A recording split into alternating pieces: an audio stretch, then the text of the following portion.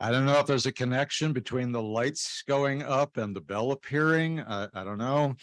And thank you, JT, for finding a bell app on his phone that he was prepared to rescue me with. Very gracious. Good afternoon. Welcome, members and guests, to the Rotary Club of York, the 26th largest club in the world, and a club dedicated to imagining and living out the Rotary mission of service above self. I'm Glenn Miller, the club president. Our opening song today, Either My Country 'Tis of Thee or Whatever He Chooses, and the Pledge of Allegiance will be led by Steve Feldman.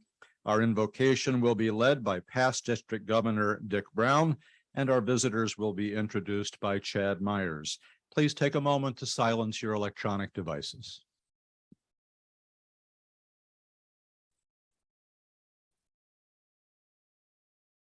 I choose my country, 'tis of thee.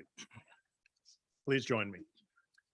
My country, 'tis of thee, sweet land of liberty, of thee I sing.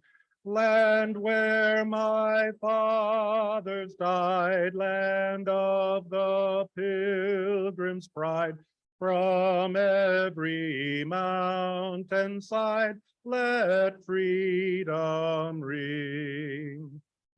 I pledge allegiance to the flag of the United States of America and to the republic for which it stands, one nation under God, indivisible, with liberty and justice for all.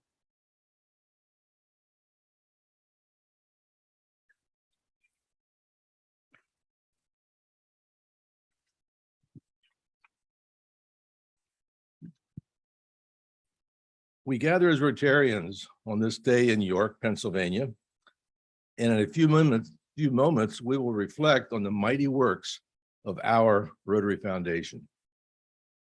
May we be ever mindful of the wide divergence between the haves and the have-nots, the educated and the illiterate, the hungry and the gluttonous, the builders and the destroyers, the false prophets.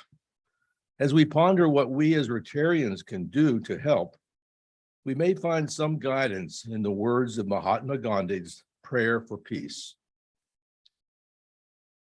I offer you peace. I offer you love. I offer you friendship. I see your beauty. I hear your need. I feel your feelings. My wisdom flows from the highest source. I salute that source in you. Let us work together for unity and love. And the world's children said, Amen. Thank you. I'm gonna sign out here.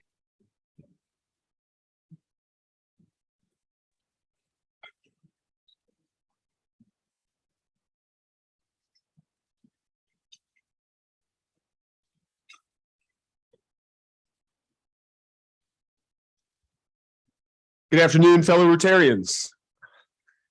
I am pleased to have the honor of introducing our guests today. When I call your name, please stand and remain standing until President Glenn has welcomed you officially.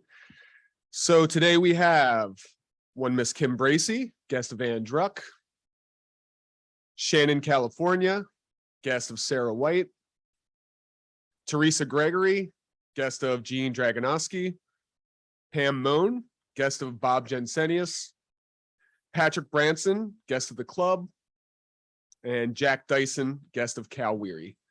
So thanks again for coming today. We hope that you will come back and possibly visit us again and consider joining this wonderful club of ours. President Glenn.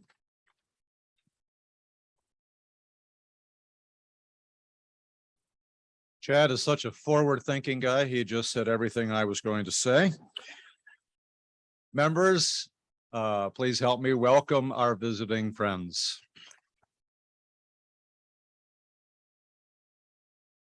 Thank you. Several announcements before we get to our program. We'd like to wish our Jewish friends observing Yom Kippur today an easy fast and a meaningful holiday. Our esteemed program chair, Mike Summers, has asked me to remind you all of his earlier announcement to please submit thoughtful and respectful questions for him in advance of Senate candidate Mehmet Oz's visit to us this month. That is an important element of making those meetings with candidates go well. So please get those questions in to Mike.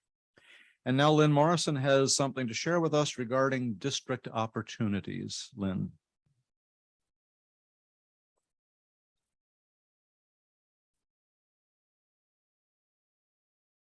Thank you, President Glenn. So I'm here today to talk to you about two opportunities that are coming up from offerings from our district. The first one is the Rotary Leadership Institute. This is an annual training effort that the district undertakes. How many people have ever been to one of these in the past? Okay, good. So we've had good representation from our club.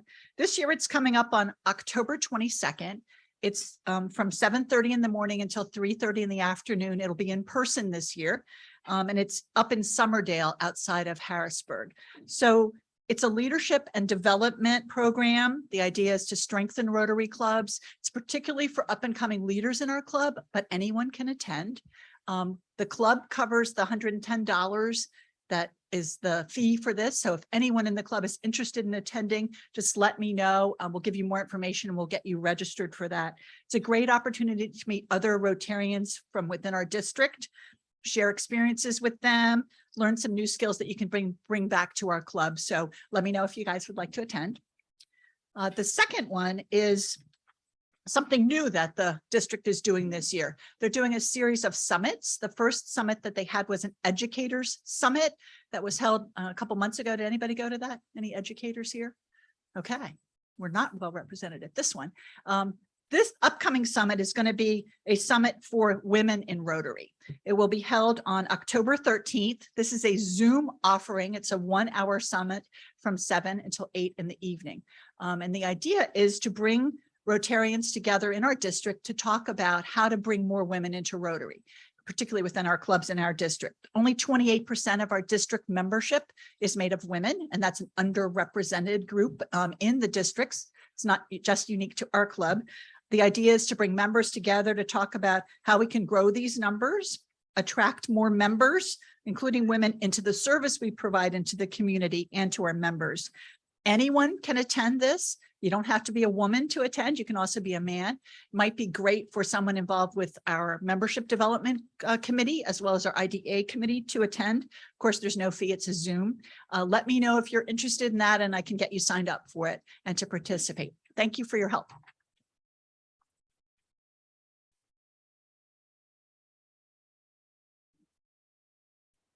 Thank you, Lynn. And I would just echo, having attended that Leadership Institute a number of years ago up in Summerdale, it really is worth a Saturday of your life. Great interaction with fellow Rotarians and great learning opportunities, and an easy drive up to Summerdale. So I hope many of you will consider being a part of that. And now Alan Roth has an update on the Kiwanis Lake ribbon cutting tomorrow.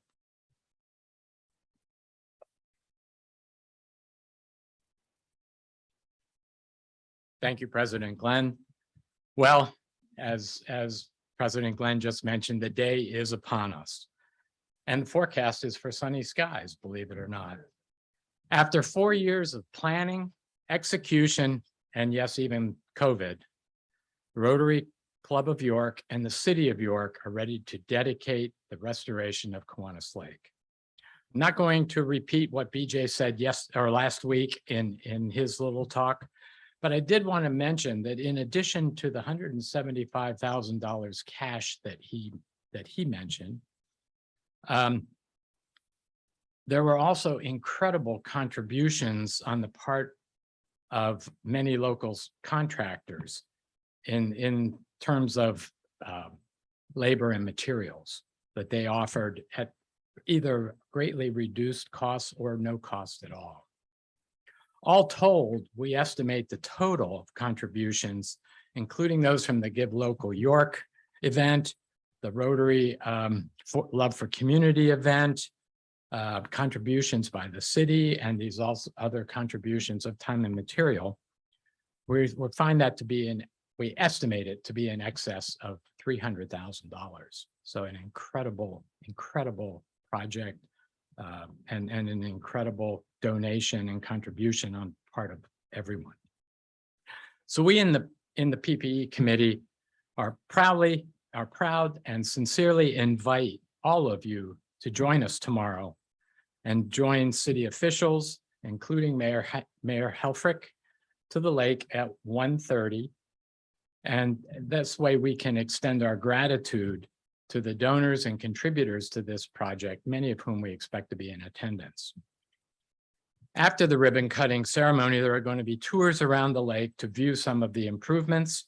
There will also be demonstrations of the Smart Lake technology that I think PJ mentioned, and we've had some reports on before. There will be students from the STEAM Academy attending, and they will, I think, be able to help in the demonstration of the Smart Lake technology. And there'll also be a demo of the Bascule Gate operation after its rehabilitation. Parking is going to be available in the lot of Thrive Church, which is immediately across Newberry Street from the lake. And we just hope to see you there. And if you have any questions, you can see me after the meeting. Thank you very much.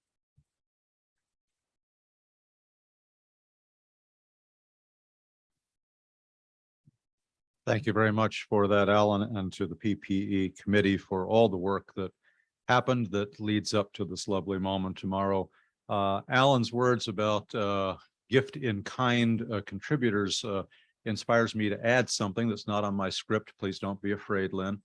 I just want to give you a quick update on the restoration of the Gateway welcome signage at the intersection of George Street and Rathton Road.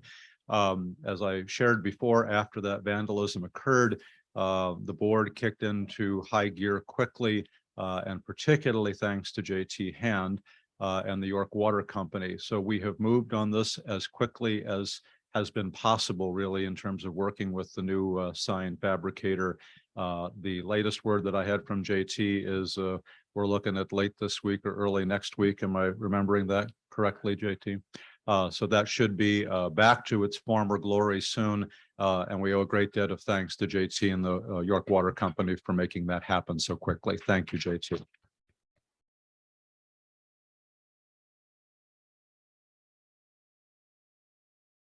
And now it is my pleasure to welcome past President Josh George, who will introduce two new members of our club.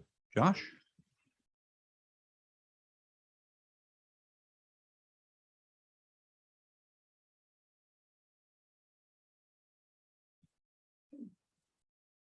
Thank you, President Glenn.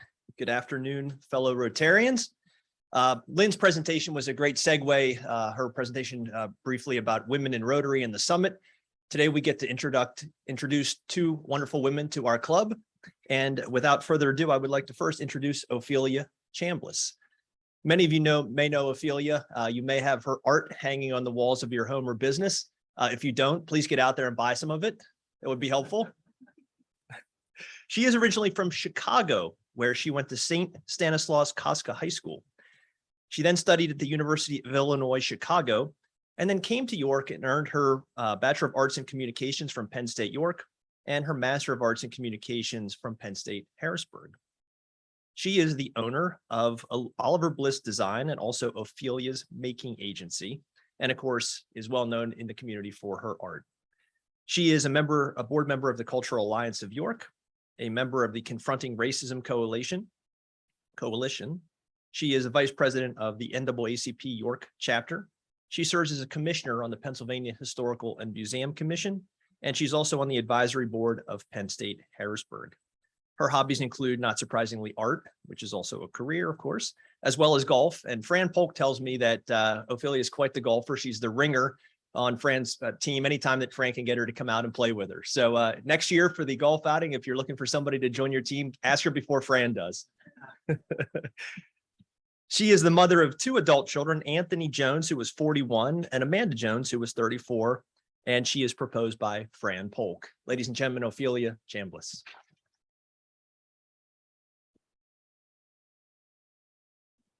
And with Ophelia today is Naomi Morales. Naomi is a graduate of Avon Grove High School in Chester County and also the University of South Florida, where she earned her Bachelor of Arts in Mass Communications. She is the news director at Fox 43, and her job as a news director is to make Chris Top look good.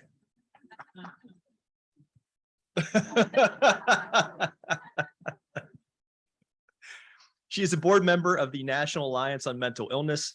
She is a member of the Radio, Television, Digital News Association. On her bio, it just said RTDNA. Google. And she is a member of the Society for Professional Journalists.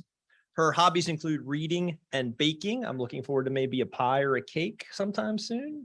Cookies, perfect. Excellent. You can share with everybody in the room. She is married to Domingo, and they have 2 children, Benjamin, who is 18, and Nicholas, who is 14. And of course, she is proposed by Chris Todd. Ladies and gentlemen, Naomi Morales.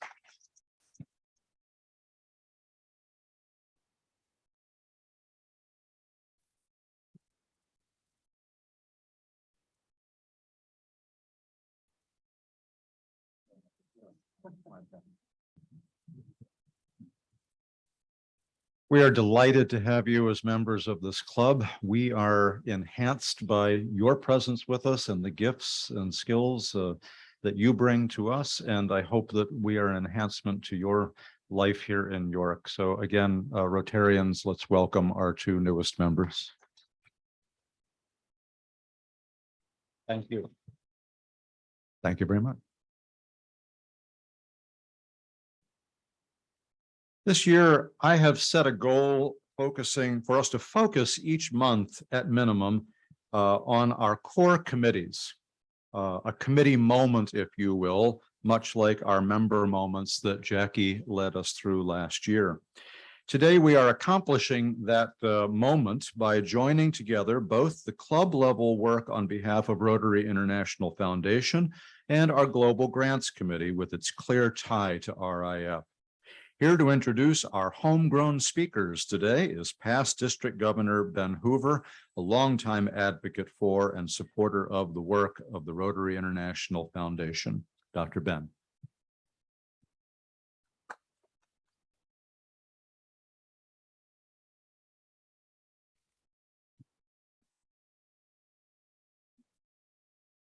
Thank you, President Glenn. This month is Rotary Foundation Month.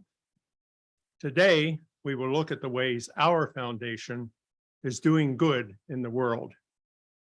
And it is a reminder to each of us to make our contribution to fulfill our goal of every Rotarian every year. Our Foundation Committee Chair, Bill Hartman, has asked me to first reflect on my years in Rotary and on the Rotary Foundation. In short, my story runs from one end of Country Club Road, where I was born at York Hospital 85 years and 10 days ago, delivered by the late past District Governor Bill Langston, to here at 1400 Country Club Road, where we're meeting today. I'm a 3rd-generation Rotarian. My first memories of Rotary start in 1947 with the annual family Christmas parties of the Rotary Club of Redline, where my father was a charter member. My first recognition of the Rotary Foundation dates to August of 1958, when the Rotary Club of Red Lion hosted a Rotary ambassadorial scholar from Scotland. My parents invited her for dinner. She would be studying at Columbia, and I was entering my senior year at Princeton. We hit it off and made frequent use of the short train rides between New York City and Princeton. It was a very good year. Following 4 years at the University of Pennsylvania School of Medicine, 4 years of internship and internal medicine residency here at York Hospital, and 3 years in Germany as chief of medicine at a 200-bed U.S. Army hospital in Würzburg, we returned to York in August of 1970. I started my practice after renting 3 rooms in the office of past District Governor Bill Langston. at 429 West Market Street in what was then known as Doctors Row. 6 months later, March 3rd, 1971, Bill Langston was my sponsor when I joined this club. Bill invited me to join the Rotary Foundation Committee. I was club president in 79, 80, and from 80 to 2008, Dr. Sam Deischer and I chaired or co-chaired our Rotary Foundation Committee.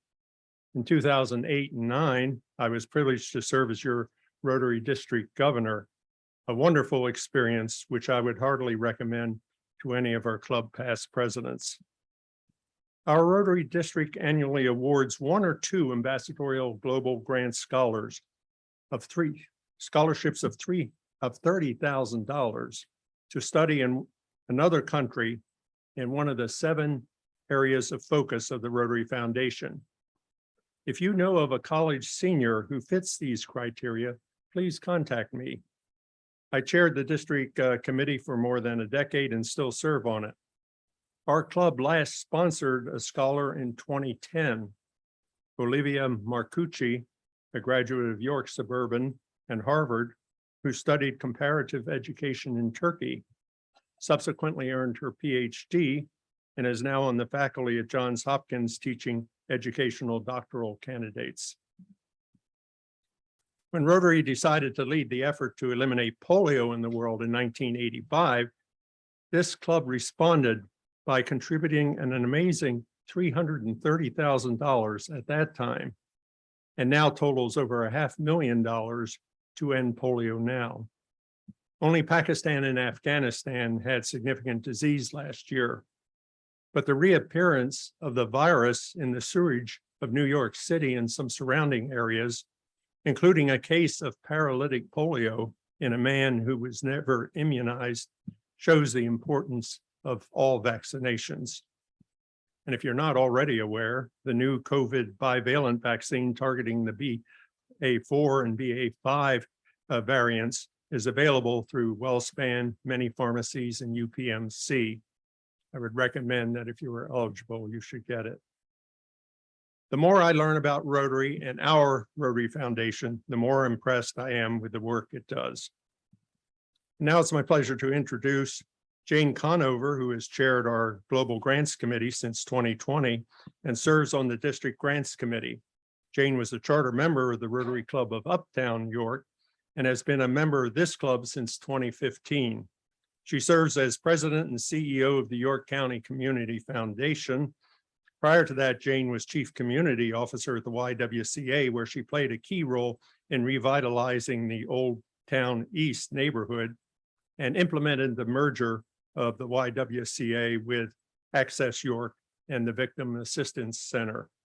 Jane earned a bachelor's degree in finance from Fairfield University in Connecticut and a master's in social work from the University of Maryland in Baltimore. She moved to York 26 years ago and lives in Springisbury Township with her husband, Steve. Jane will be following Bill Hartman, who was a member of the Rotary Club of York during the 1980s before continuing his successful banking career in the Midwest, serving as chair and CEO of 2 publicly traded corporations, First Security Corporation in Kentucky and Citizens Republic Bank Corp., then the largest independent bank in Michigan and one of the top 50 in the country. Bill rejoined our club when he returned to York in 2009 to be the president and CEO of the York County Community Foundation for 6 years before stepping down and joining its board and serving as its chair.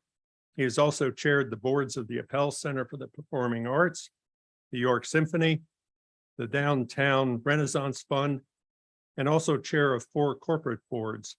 And as the lead director of Royal Bank Shares of Pennsylvania, he was awarded the Outstanding Director Award by the National Association of Corporate Directors. Bill graduated from Clarion University, where he is a recipient of their Distinguished Alumni Award.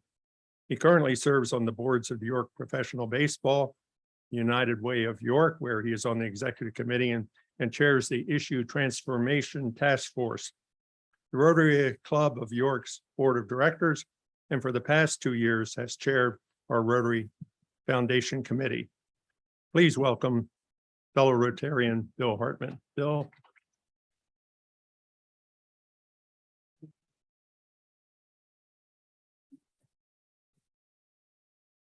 Good afternoon, fellow Rotarians. It's great to be with you today. Jane and I were somewhat concerned when we were announced that there might be a precipitous drop in attendance. So we thank you all for being here. As you all know, I'm passionate about the Rotary Foundation, and Ben, thank you for putting your personal endorsement on it. It does so much good work in the world and locally. So I was trying to figure out how do I really make this an interesting presentation. So one of the things I considered was taking a page out of our mutual friend Jack Kay's book. And I know you've all seen presentations that Jack makes. Jack, what he likes to do is give the answers to the questions first, and then he asks the questions throughout his presentation. And he always does that in a very creative way and comes up with some great questions and some great answers. But I don't know if Gene, you'd agree with this, but I know all the real estate developers in the room would agree with this. Bankers are much more boring than real estate developers. So when I tried to come up with the answers first, I came up with answers like 12, 183, $12,990. Okay. And I didn't think that would be good. And I tried to reflect back on Jack. I mean, one of his answers was sis boom ba. Do you remember that presentation? When was the last time you ever heard a banker say sis boom ba? So I could only come up with 2 questions that have really good answers for it. So I'm going to give you the answers to those 2 questions first. The first answer is Tom McCracken. Okay. Number 2, the second answer is Ben Hoover. Okay. Now I'd like you to think a little bit about what the best possible questions would be, that the answers would be Tom McCracken and Ben Hoover, because we'll have a little bit of audience participation later in the program. We're thrilled that Ben agreed to introduce us. The only concern we had was which one of us would get stuck following Ben, because he's so good a speaker. And it may at first blush look like I'm following Ben, but that really isn't the case, because we've decided to follow Ben with a video that was made by the Rotary Foundation in Evanston, and it will set up some of the comments that I'm going to make about the foundation today.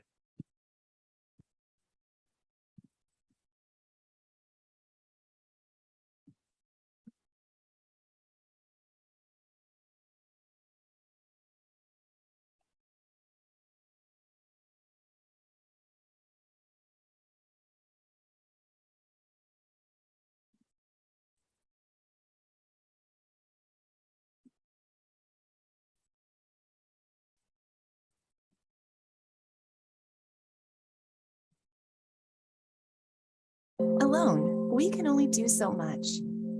But together, progress is boundless. Together, we provide training and resources to people and communities, growing local economies, supporting education, and promoting peace. Together, we help those who need us the most, preventing diseases, providing clean water, sanitation, and hygiene, and supporting mothers and their children. Together, we make a difference. And it is all thanks to you. As Rotary members, we challenge ourselves to do better, only looking back to see how far we have come. Last year, more than $430 million was contributed to the Rotary Foundation. Because of you, over 1,190 global grants, 470 district grants, and 225 disaster response grants were funded. And over $15 million was donated to support refugees from Ukraine. Thank you for supporting the Rotary Foundation and all you do on behalf of others. Because of you, together, we can do even more good.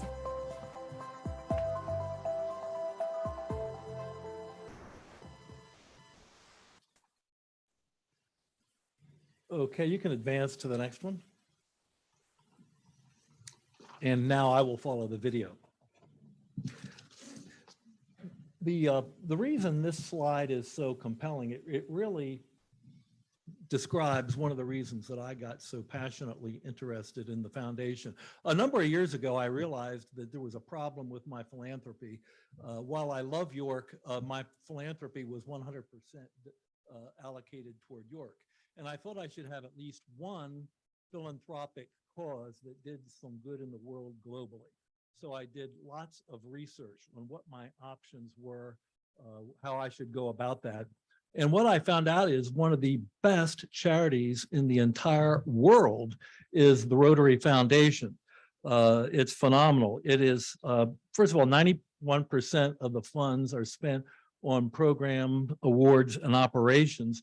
And since this slide was developed, we've actually gone to year 14 now. We've got 14 consecutive 4-star ratings from Charity Navigator, which evaluates these charities. Now, what's really impressive about this is that of all the charities that Charity Navigator evaluates, only 1% of them have received their highest 4-star rating 14 years in a row. So we are in the top 1%, and that is based on an assessment of our financial health at the foundation, our accountability and transparency, our governance, and the quality of our programming. So it is a phenomenal charity that does good in the world as well as good regionally and locally here in York. Okay, you can advance the slide. And we give to the charity through the annual fund.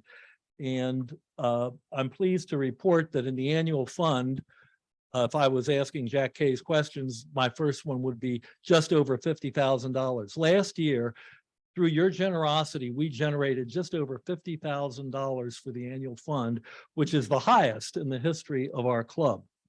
You can see the 7 focus areas there where good is done throughout the world, and I want to comment on each one of them. First of all is peace building and conflict prevention. Can any of you think in your adult lifetimes of any time since the Cuban Missile Crisis where peace building and conflict resolution would be more important? Rotary Peace Centers throughout the world have trained over 1,300 peace fellows to become effective catalysts for peace throughout careers in government, education, and international organizations. Number 2 is disease prevention and treatment. And Ben talked about the good work Rotary has done in eradicating polio in 122 different countries. I'm sorry. We've also developed a system for addressing Ebola. Number 3 is water sanitation and hygiene. Clean water is essential to a healthy life. And sadly, not everyone has access to it. Unfortunately, not every county in every country in the world has a JT. And as a result, we at Rotary have worked with partners to provide more than 80% of Ghana's people with clean water to fight guinea worm disease, just as one example. Number 4 is basic education and literacy. And I know Bobby is familiar with these numbers, but I really wasn't, and I find them staggering, as you might. More than 775 million people in the world over the age of 15 are functionally illiterate. That is 17% of the world's population. The Rotary Foundation is doing 4 things to address this. Number 1, making schools healthier. Number 2, introducing more effective teaching methods. Number 3, enhancing educational systems. And number 4, teaching adults to read. Number 5 is the community and economic development. Another staggering statistics which is sort of similar to the one on literacy. It's hard to believe. If I can find my notes here, it would be helpful. But close to 800 million people in the world live on less than $1.90 per day.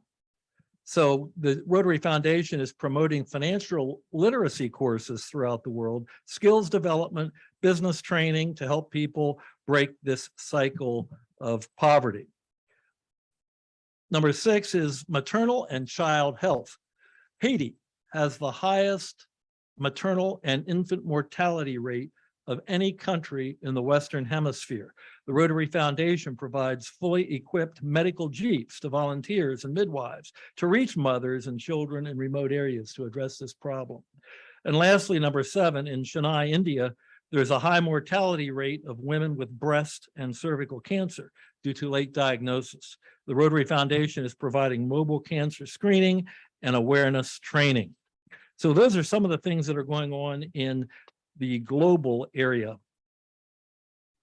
This next slide you can advance to is a slide. I like this slide because I think it can be used to demystify the foundation and how the finances of the foundation work. And I think it's a stroke of genius the way this thing was structured. So let's assume you give $1,000 to the Rotary Foundation.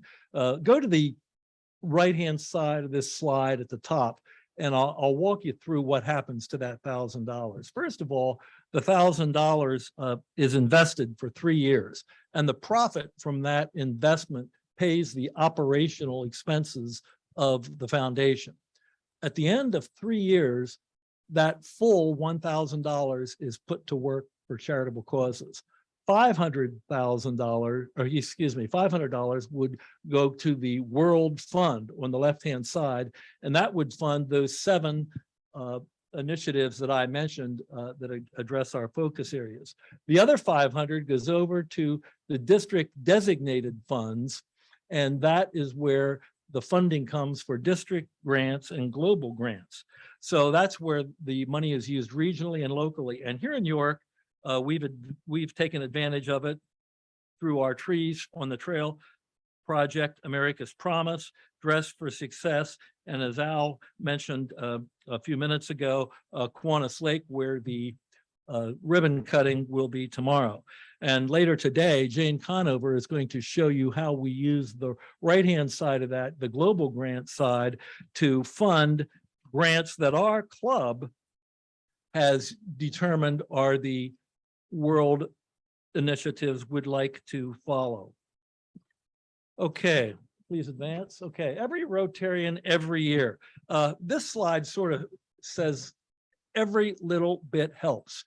You don't have to be a millionaire to help the foundation, and $25 to $50 contributed can make a difference. And in fact, over $5 million last year came from that level of contribution. So the Rotary Club of York has 234 every Rotarian every year members. We had last year 273 members.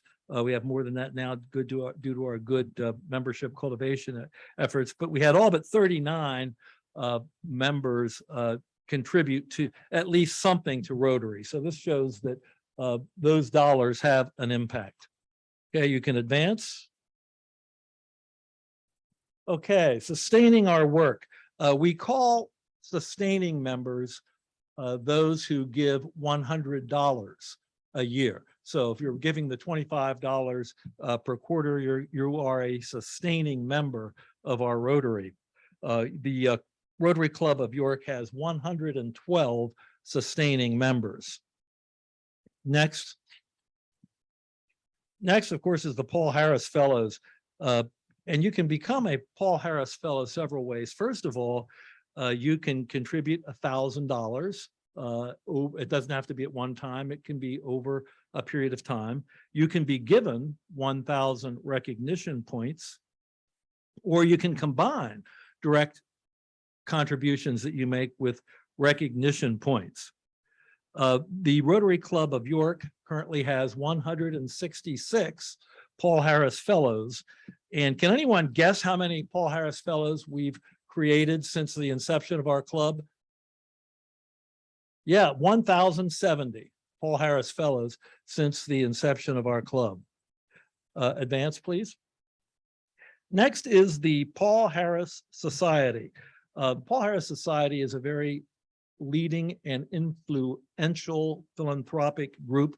It's those people who have agreed to give 1,000 per year every year to the Rotary Foundation. So we get 20% of the foundation's money globally from people who are giving at this level.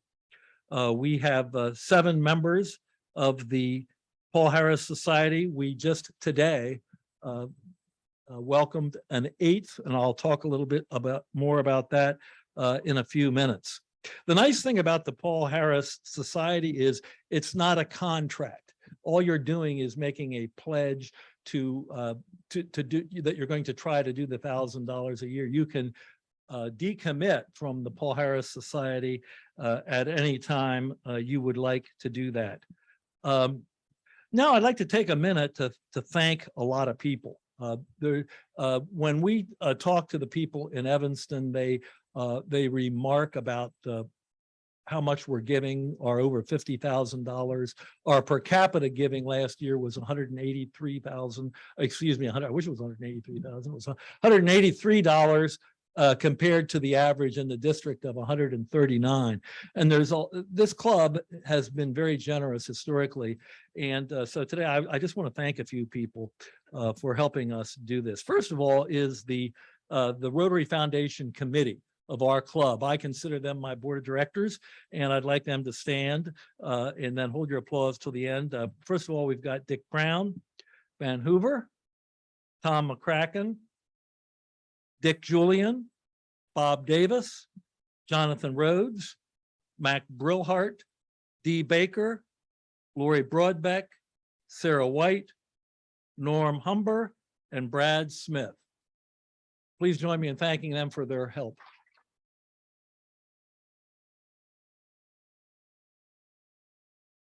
You may sit down now.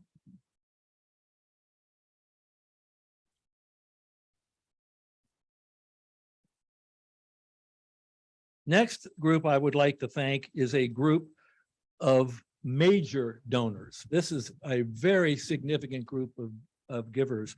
This is a group that has given over $10,000 per person over the course of their lifetime. That's quite an accomplishment, and we're fortunate to have quite a few. I'd like to ask them to stand. Dick Brown, again. Don Butcher. Leon Butler. Bob Davis. Lou Elliker. Dave Hoffman. Tom McCracken, I know you're here. Bob Pullo. Fred Rosenmiller. John Schmidt. Steve Schellenberger, Jerry Watson, John Zimmerman, of course, who was not here and we hope safe, Fred Fay, Dick Julian, Marcia Bornt, and today we're pleased that Ben Hoover has joined that group. So Ben, if you would stand.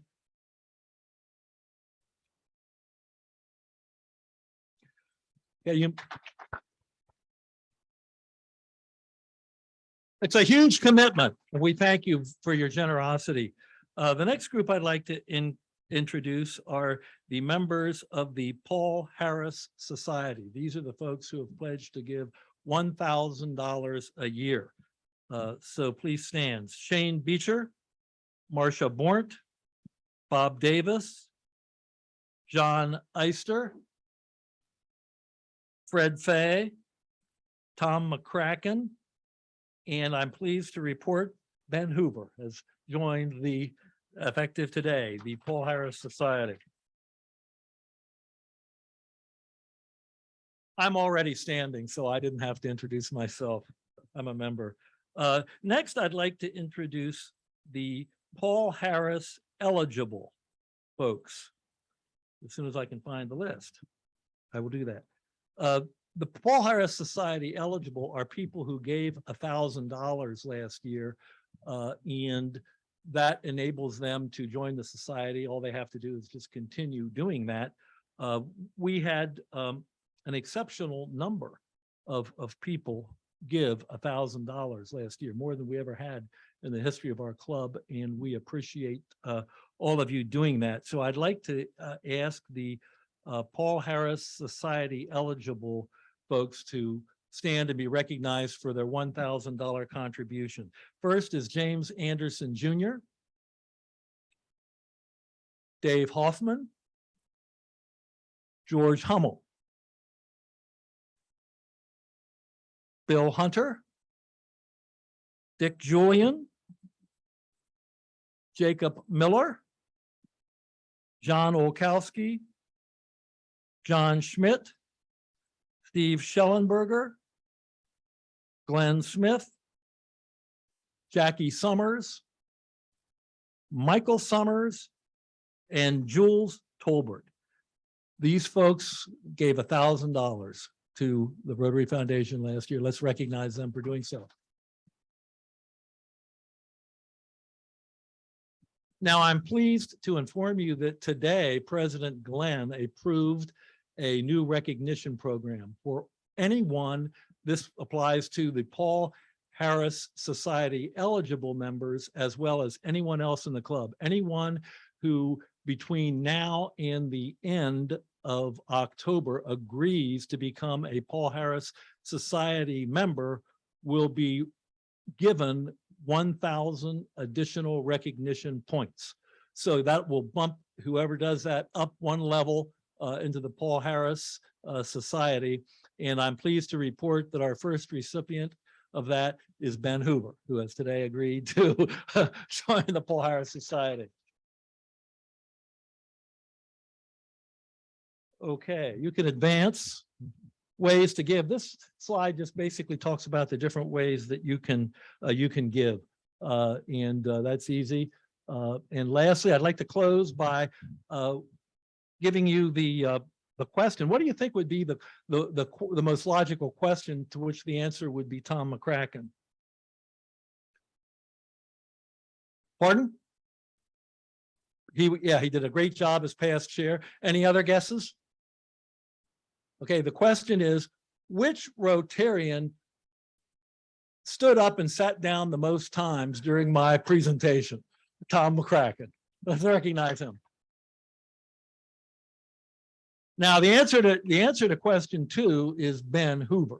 So what do you think the question would be? There would be lots of great questions for which the answer would be Ben Hoover. Any suggestions?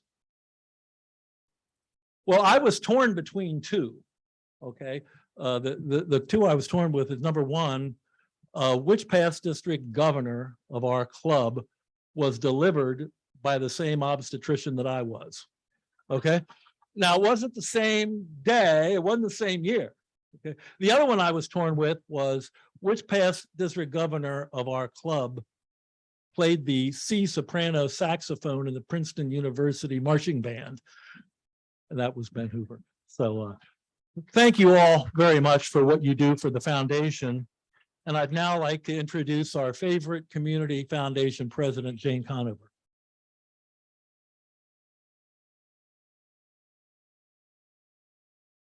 Thank you so much. All right. Together, we see a world where people unite and take action to create lasting change across the globe, in our communities, and in ourselves. That's the beautiful vision of Rotary International. So let me see a show of hands. How many people have been to a developing country outside? Wow, look at that. That's remarkable. Thank you so much. So you all know firsthand how people's communities are impacted by the 7 Rotary focus areas. These are critically important to these communities. And all of you in this room know how enriching it is to be able to share our abundance with those in need. So giving to the Rotary Foundation is a perfect opportunity to do that.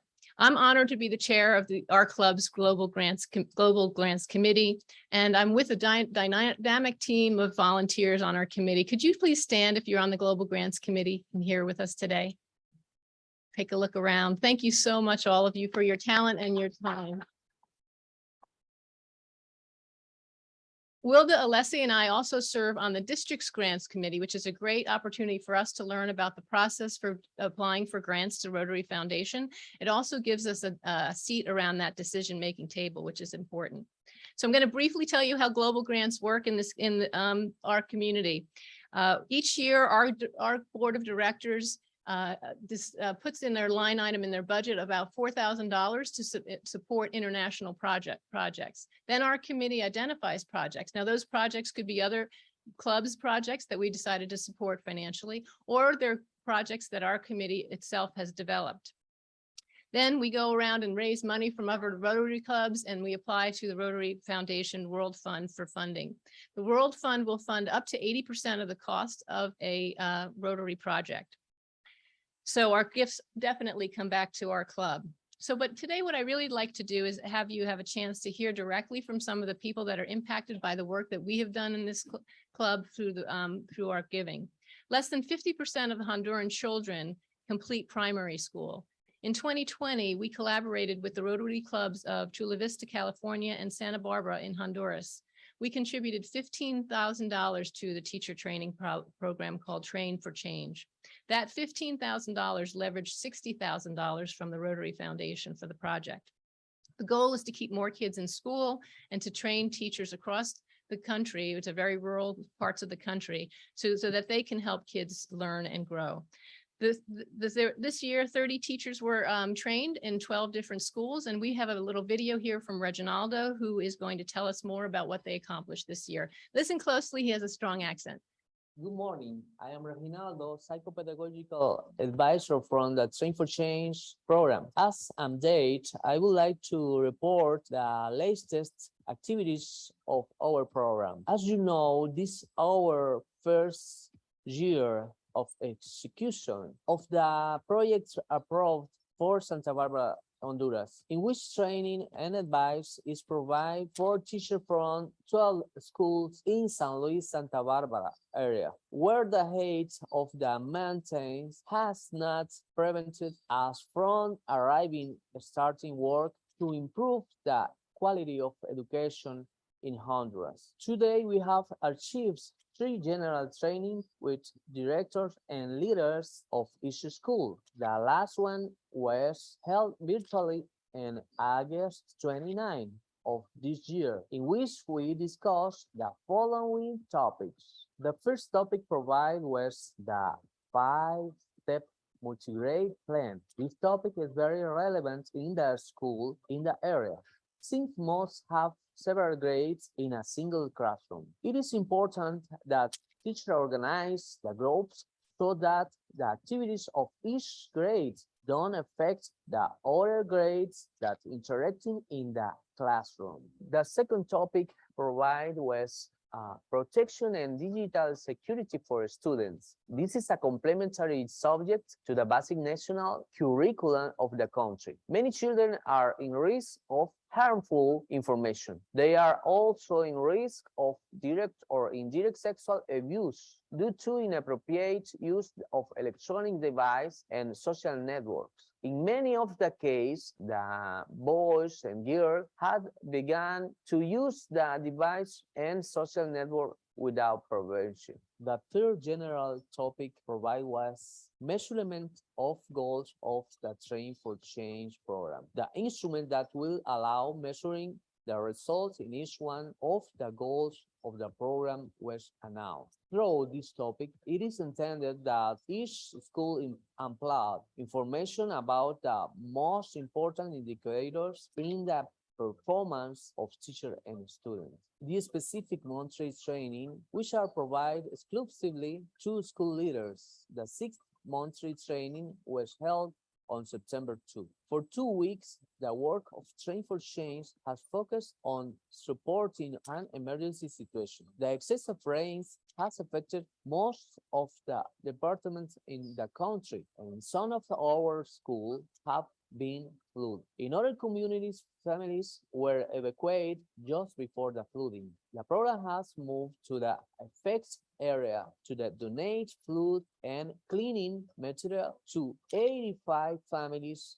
could remain in shelters. It is important to note that some schools have not yet recovered from Hurricane Eta and Iota. For example, the Guadalupe School lost its bathroom and continues without them. The program is waiting for the amount of water in the flood to decrease to support. For example, the Rio Chiquito School, which have been underwater for more than 3 days. No matter what is going to happen, we will continue working. We will continue to inform you about the activities of the Train for Change program. Thank you, Reginaldo. And we actually are on a committee serving with other Rotarians from California to oversee the project. So I know he said a lot. Obviously, they're very adaptable in these communities, and you can see how important it is to our contributions can help. A couple of months ago, I did talk about the upcoming project in Sandafa, Ethiopia. Our Global Grants Committee identified a project there because of relationships that Andy Siebold and Living Word Church in our community have developed. Living Word has gone on multiple medical trips to Sandafa area. Andy has participated in those trips, and they really understand the area. They have just developed their own nonprofit organization called Project Adopt a Village. And so they have a point person right in Sandafa, Ethiopia, that's going to help us with coordinating the projects. It is all about relationships. I showed this slide before. Sandafa is a struggling community with great needs for toilets. Their population has grown by 300% over the last 15 years. They don't have enough sanitation to accommodate those families. So our goal here, I'm going to skip through this. Our project, which was developed by the members of the community in Sandafa, is to build 16 toilets called bottle houses. They're going to be made out of plastic bottles with cement. And they'll be associated with the school and the medical center there in Sandafa. Of course, it includes public education. Right now, the budget for this project is about $60,000. Our plan is to start raising money from our community, from our club, and also from other Rotary clubs, and then apply to the Rotary Foundation for matching dollars, and hope to visit Sandafa in July of 2023. This is a group of people we're working with in Sandafa. On the left is Dr. Freyu and his team at the medical center. On the right is the Rotary Club of Addis Ababa Central Mela. They are our partner organization there. And Henak on the left-hand side there happens to be the country chair for all of Ethiopia for Rotary. And so he's very knowledgeable about Rotary. He's very knowledgeable about building toilets. He does that for a living with his nonprofit. And he also has received a lot of global grants before, so we're going to be able to use his expertise. Henek wanted to give us a little message today, so we're going to hear from him. Hi, everyone. My name is Henok Alamayu. I'm the current country chair for Rotary Ethiopia. Been in the Rotary for 20 years. We've been doing lots of community projects. One of the projects in my personal passion is toilets. And this year, we are going to do a global grant project that will be designed to address the toilet problem in Sandafa city. We are going to do this global grants with our local partner, Arc of Noah, a local NGO, with the Rotary Club of York and Rotary Club of Addis Ababa Central Mela as a host club. We are very much delighted to be part of this project. Me personally had a chance to visit the project site, and Arc of Noah, the local NGO, they have demonstrated excellently on how to build plastic bottle toilets and use them as a source of income for people in need. So very excited to be part of this project. Thank you for your support. Tells really even more about Henek. He is extremely gregarious and outgoing. He's going to be a great champion for the project. So I'm really grateful to all of you for contributing to the Rotary Foundation, because it really helps us do projects like this. We're excited. You'll hear more about this project over the next year. I will stop there and turn it over to the president.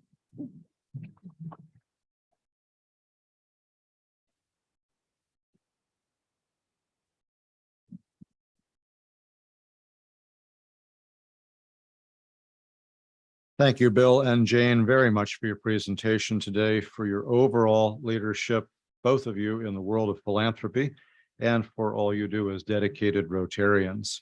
Our two speakers have signed the book Fly High, John Glenn by Kathleen Krull, which will be donated to the Smith STEAM Academy in the York City School District. By the way, Bill, I can't believe you didn't give the answer to the sis boom ba. The question to the sis boom ba answer. Anybody in the room who doesn't remember Johnny Carson will not know that answer. But of course, the question to sis boom ba is, what does a sheep exploding sound like? And on that note, next week, we will hear from Phil Wenger, president of the Lancaster Conservancy, an organization that protects and restores natural lands for future generations. Since their inception in 1969, the Conservancy has saved over 8,000 acres of land and manages the lands they own in 50 nature preserves. Their preserves, located in Lancaster County as well as along the Susquehanna River in York County, provide opportunities for passive recreation like hiking, fishing, hunting, and swimming. And our closing quote today, most appropriate for our program: imagine if every member of our York Rotary Club became a Paul Harris Fellow over the next 2 years. Aaron said 2 years because he wants to be sure it's during his presidency as well. Ladies and gentlemen, that concludes our meeting for today. We stand adjourned.